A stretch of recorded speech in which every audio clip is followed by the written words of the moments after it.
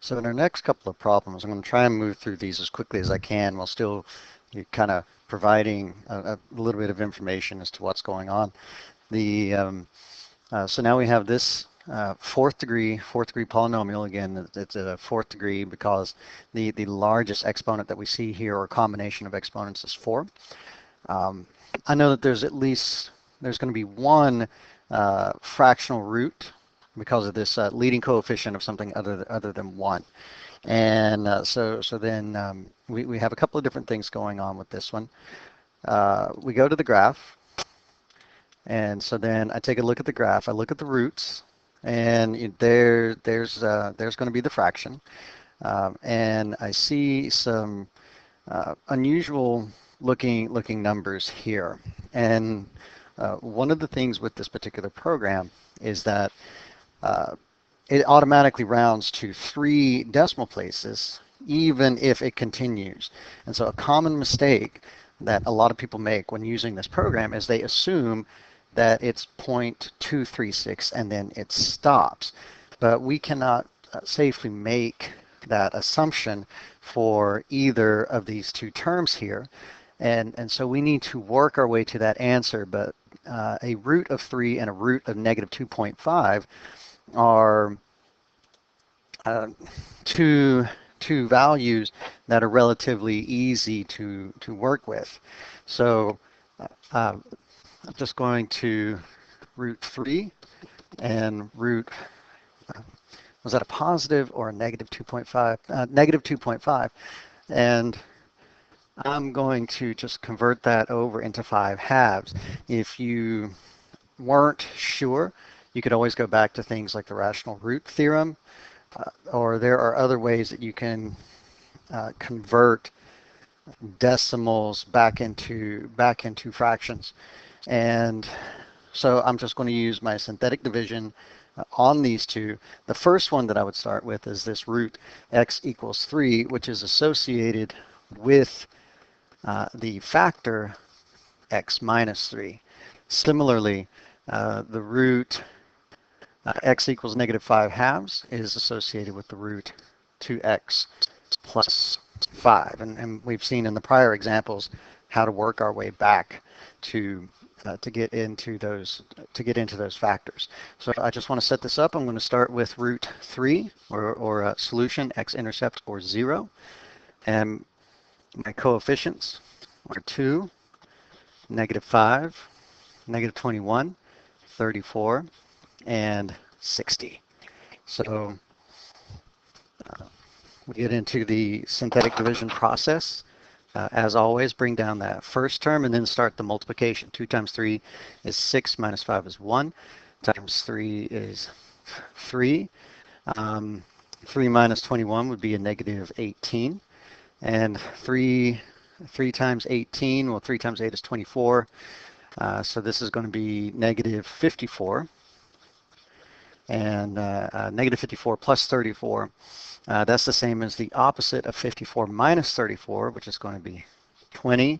And then negative 20 times 3 is negative 60. And so now I see that 3 is a root, as well as x minus 3 is also a factor. I'm going to jump right in at this point. My leading coefficient, this would be a degree 3, and so what I have is 2x cubed plus x squared minus 18x minus 20, and so the rational root theorem would still work here. I would have all the factors of 20, which are 1, 2, let's see, 4, 5, 10, and 20, divided by all the roots of 2, which is 1 and 2, and all of these have that plus or minus value. There's a lot of different combinations that you're going to get from here, but it's still better than we were when we were with the 60. And so if you weren't sure what to do, you could always go back to these methods. But knowing that negative 2.5 is negative 5 halves, we're just going to move into that set. And then we're going to repeat our process. We're going to bring the 2, and 2 divided by 2 is 1 times negative 5 is a negative 5. Negative 5 plus 1 is a negative 4. Negative 4 divided by 2 is negative 2 times negative 5 is a positive 10 minus 18 is negative 8. Divided by 2 is negative 4 times negative 5 is positive 20. And that shows that x equals negative 5 halves is a root. And 2x plus 5 is a factor. And once again, I do need to remember that I need to divide everything by divided by 2. And so instead of 2, negative 4, negative 8, I have 1, negative 2, and negative 4. So that comes out to be x squared minus 2x minus 4. So because I'm a little bit more confident in what I'm doing, I've gone 2 steps instead of just 1 before I go back to the graph. And there's nothing wrong with that, but the one problem with this, if I were to have waited until this point, when I graph everything, if I happened to have made a mistake, let's say that instead of minus 4, I had plus 4, and I see that these graphs are not overlapping the way that they should, then I don't know where my mistake was made. I don't know if my mistake was made when I factored out this x minus 3 or when I factored out the 2x plus 5. The fact of that we saw x minus 3 was a root doesn't necessarily indicate that we messed up when we were factoring out the 2x plus 5, because we saw that they were both roots. So here I would check things such as, I would check, first of all, just did I type it in correctly? Did I write it down correctly?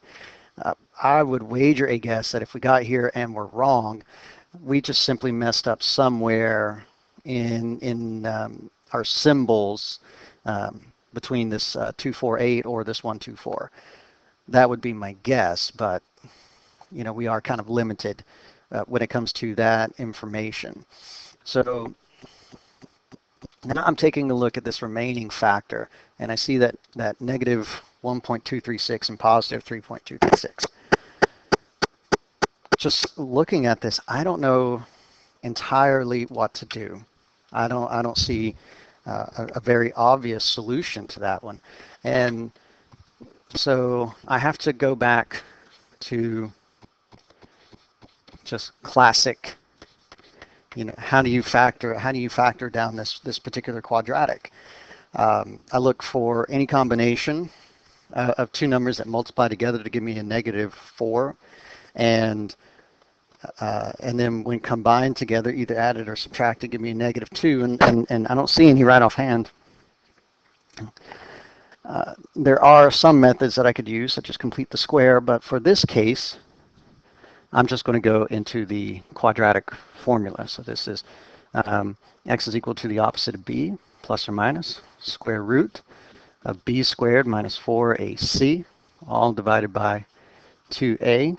I take a look at what are my a, b, and c values. And if it's been a while since you've done this, I highly encourage that you write out on the sides so that way you can keep track of where everything comes from, your A, your B, and your C. And so we start plugging in these values. So B, this is the opposite of a negative 2.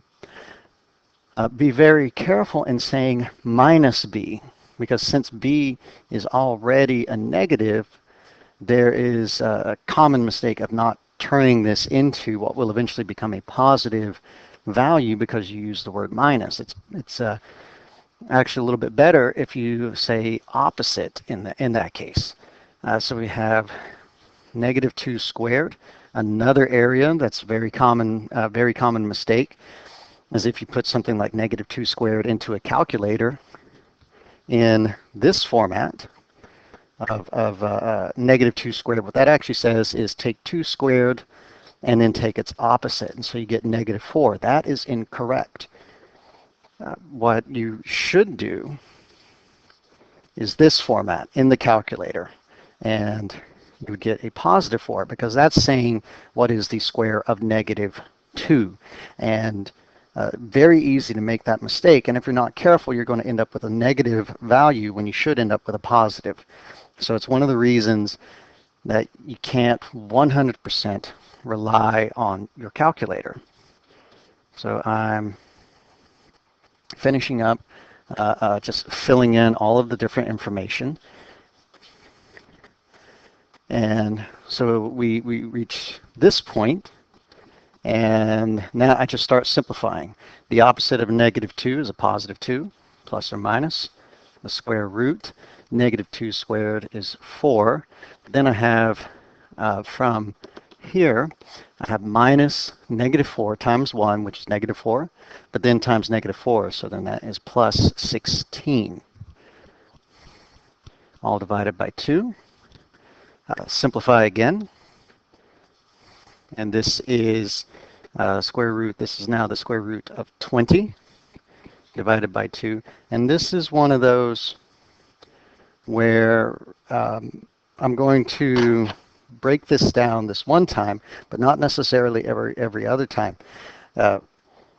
The square root of 20 is the same as the square root of 4 times 5. And there's a property with radicals that says that we can break up this square root, but only when it's multiplication. So when we go back to this step, I could not say square root of 4 plus the square root of 16. I can only do this when it is multiplication. The square root of a product, the square root of a product is the same as the product of square roots. And the square root of 4 is 2. Square root of 5 is as is. And so I have to leave it as 2 square root of 5. So now going back into this root, I get that x is equal to 2 plus or minus 2 square root of 5, all divided by 2. And when I simplify that, I see a term 2 in all throughout this quadratic. This is the same as square root of 2, or sorry, 2 divided by 2 plus or minus 2 square root of 5 divided by 2. And so this is 1 plus or minus square root of 5. And if I were to input those values into like a calculator, you can also do this in Desmos. I have to write them separately. So 1 plus square root of 5. There's my positive 3.236, and 1 minus square root of 5. And there's my negative 1 minus 0.236, which, where's my, there it is. And so that's where those two numbers come from. If we were looking for the roots, I would actually be done at this step because I have two separate roots. X is equal to 1 plus square root of 5, and x is equal to 1 minus the square root of 5. But since the original problem, we are factoring polynomials here, then I actually am going to have to turn these back into factors, so I have to set everything equal to 0.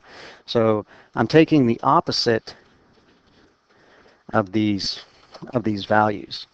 And so this is because I subtract 1 from both sides, so I get x minus 1, and I subtract square root of 5 from both sides. And so that's one factor, and then the other factor, subtract 1 again, but then I add square root of 5 to both sides. And so then these are my two remaining factors.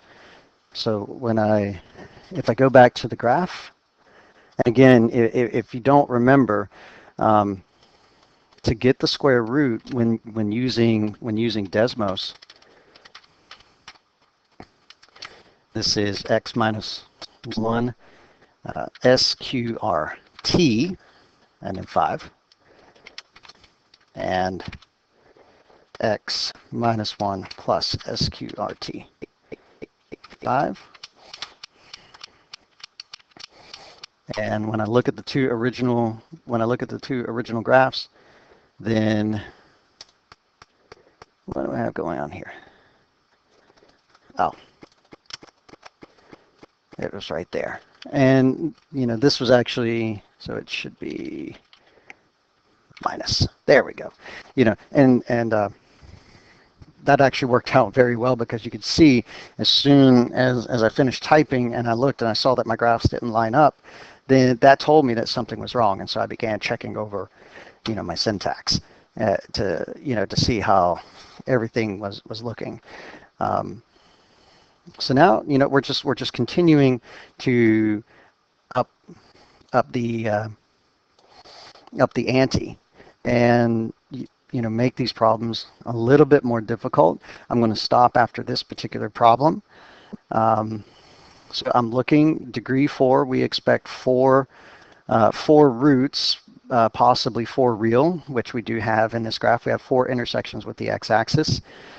I see a -5 and I see a -2 as 2 potential roots. And one of the things that, if you've been paying attention, is that you notice that these kind of numbers seem to be coming in some form of a pairing. And when you have integer coefficients, so here's a 1, 7, 3, -49, and -70. If one root is irrational, square root of 2, square root of 3, any combination of an irrational number, if the coefficients are integer, then that means that they are coming in some kind of pairing. And just as a brief example of what it would look like if they don't come in pairs is, let's say I have x plus 1 times x plus the square root of 3. Well, when I multiply these together, so I have x times x is x squared, x times square root of 3 is plus square root of 3x. I have 1 times x, so that's plus x. And then I have 1 times the square root of 3, and that's the square root of 3. The best that I can do to try and simplify this is factor out an x in my 2 linear terms. So I get square root of 3 plus 1 times x plus the square root of 3. And then I can move over. I could convert these into decimal. And you would get some some series of decimal numbers, but this definitely does not look. It doesn't have all integer coefficients, and if I were to change this up to where they did come in pairs, so instead of square root of 3 and square root of 3.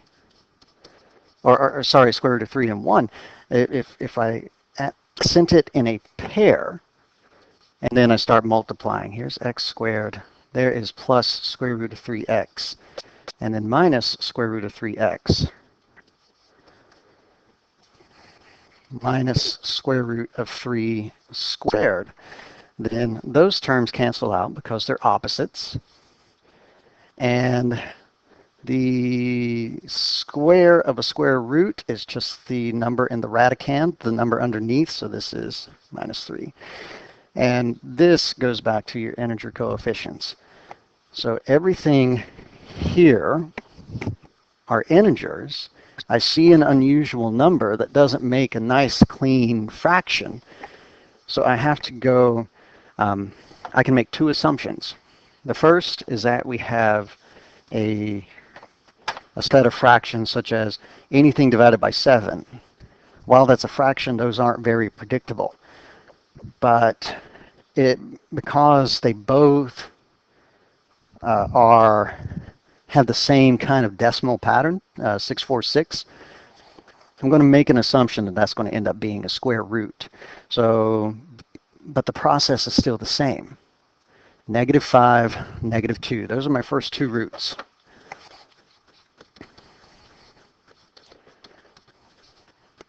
And so then that corresponds to the factors x plus 5 and x plus 2. So I like to start with the larger ones first because then that makes the resulting number smaller. Here's a 1 that comes from leading coefficient of 1, 7, 3, -49, -70. And that kind of looks like a 9, doesn't it? I don't know if that helped. So bring down your first term, multiply by 5, and add. So 7 plus 5 is 12, times 5 is 60. This is 63. And, oh, I thought these numbers were starting to get large quickly. I can still make this one work because I was correct in bringing down the 1, but this was a -5. And so now I have -5 plus 7 is 2, times -5 is -10, plus 3 is -7, times -5 is a positive 35, which is minus 49 is a -14. I have a negative times a negative, which is a positive, and 14 times 5 is 70. That gives me 0. We'll hit with the -2 next. So I'm going to put the -2 in the box. Bring down your 1 times -2 is 0. 1 times -2 is a -2, and then -2 plus 2 is 0.